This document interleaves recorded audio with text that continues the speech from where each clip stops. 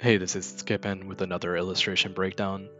This time it's an anime portrait of a friend of mine. You can find them at absolute.territory on Instagram.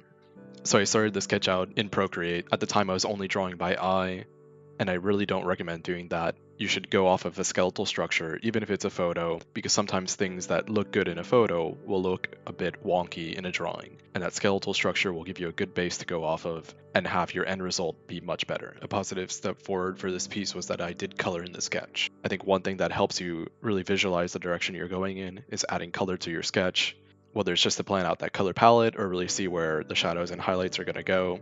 I think it's a great option, and to me it's a lot of fun because I really enjoy coloring. But one thing I don't enjoy is doing line work in Procreate. At the time, in the summer of 2008, when I was doing this piece, I really did not enjoy doing line work in Procreate. That has changed somewhat with some of the updates in the last year or so, and I might do a video on that in the future. So I decided to move this file over to Clip Studio. This is all on the iPad Pro 9.7. And I really enjoy the workflow because you can do a sketch in Procreate and just move it over to Clip Studio. It's a really fast and easy process.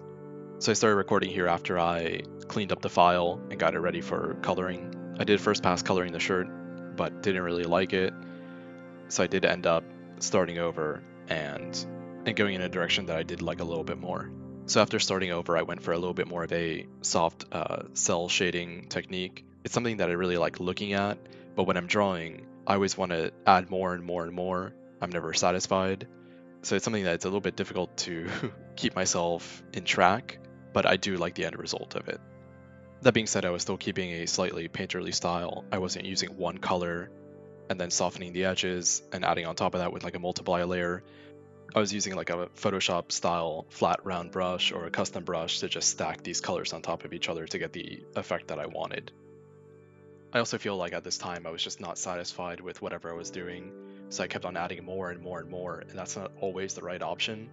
A good thing sometimes is just to walk away from the piece that you're working on, come back and look at it with fresh eyes.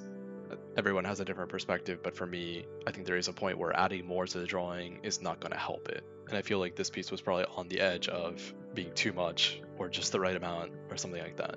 And it's something that I'm going to continue to say, but the Pomodoro technique is very good for this. If you're someone that gets carried away, using the Pomodoro technique to work for 25 minutes and then take a rest for 5 minutes will usually give you that clarity that you want and maybe the ability to move forward. You can limit yourself, like, I'm only going to work on the shirt for 25 minutes, one session, and then move on to another part to color. And it's something that has helped me get faster and also move on with a drawing that I might get stuck on. And then here for the hair, I was still doing the technique where I would have a base color and on top of that add the shadow color and then erase the shadow color to reveal the highlights. And I was using a custom brush that I modeled after one that I used a lot in Paint Tool Sai. It's just kind of a softer but sharp brush that lets me get those really nice fine details in the hair. But you could totally use just a default G pen in Clip Studio. I think it does a very similar effect, like use the G pen and then smudge the edges a bit to give it that softness. And again, I just spent a lot of time trying to get it perfect, but sometimes done is better than perfect. In the end, I'm stacking so many different aspects, like another shadow layer, another highlight layer, all that the base might not have to be so detailed. I was going to start coloring a deeper shadow layer, so that's why I went back and looked for a color that was going to be darker than that base shadow layer. And then I slowed things down here so that maybe you can see the process that I do for coloring the hair. That layer 6 is my base layer. Then on top of that, I have folder 6, that's clipped to layer 6. In that, layer 23 is that base shadow, and then on top of that, layer 24 is where I'm going to add that deeper color. Layer 24 is clipped to layer 23. Now anything I drew on layer 24 is not going to affect anything with the highlights. I know it sounds very confusing, especially if you're a beginner, so if you have any questions, feel free to ask in the comments and I will try to explain as in-depth as possible. I think this process might be easier to explain in a written format with step-by-step pictures, and hopefully one day I'll be able to get around to that. I think it's a process that might appeal to some people, especially for major projects. It lets you go back, like I'm doing here, and fix anything that you may have made a mistake on or that you don't find appealing, in the earlier steps of the process, while still maintaining anything you did after the mistakes.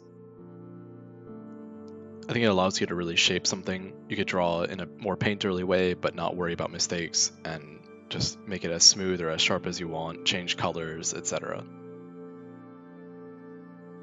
Then here I'm kind of adding the finishing touches, kind of like an off color for the shadows, and then a really strong highlight, and then another strong highlight below that. So you can really go in a complex direction with this process. But I really think it's important to keep things in perspective. I think most viewers of any pieces that I made at this time, and even now, might not pick up on some of these really subtle details. And maybe I should have put that time into drawing more, practicing more, doing different types of drawings, rather than trying to really perfect just one drawing and spending hours and hours on just like the hair alone.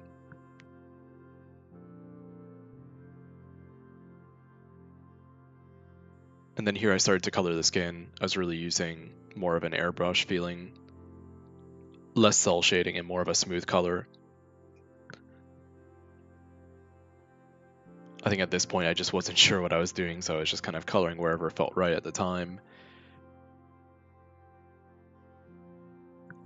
I think my biggest takeaway from this piece was that I should keep on moving forward rather than redoing something over and over again, whether it's the hair or the skin. Sometimes you need all those pieces already colored to really get a good perspective on it. So if you keep on redoing the hair without coloring anything else, you're not really sure what it's going to look like matched up with everything. So maybe move forward, and then if you see something you don't like, once you've kind of gotten a good feel for everything, go back and try to fix it.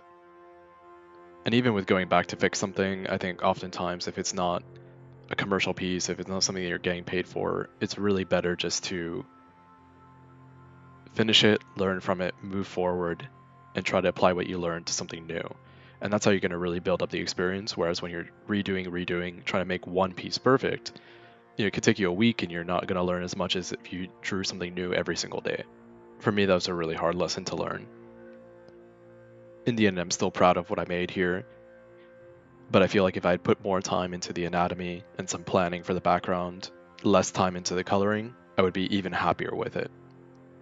It took a lot of time just reworking things to get it the way I wanted, whereas maybe if I'd planned it out better from the start, I could have gone straight there, spent less time on this piece and more time on another piece.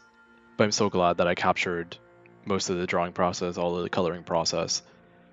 A lot of times all you see is that finished product, but you can really get an appreciation for something once you've seen what goes into it. So I hope that, you take something away from this as well, whether you are an artist and learn something about the process, or you're just someone that enjoys art and now sees how much time can go into one piece.